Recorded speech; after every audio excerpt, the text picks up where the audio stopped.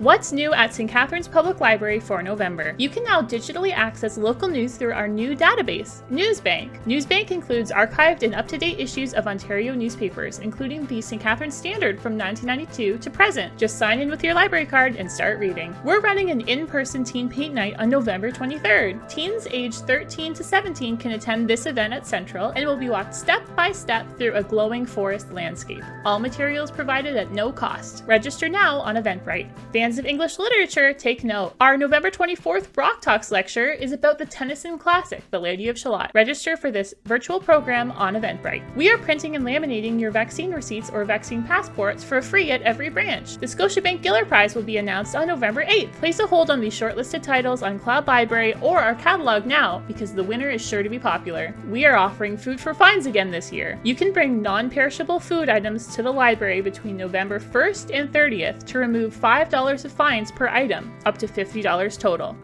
All food items will be donated to community care.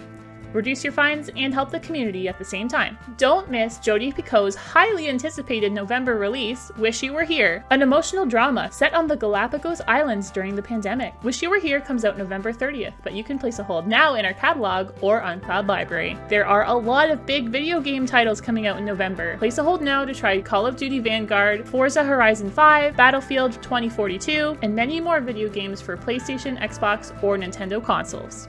Connect with us on social media to stay in the loop on all things library related. Thanks for watching. We look forward to seeing you at the library soon.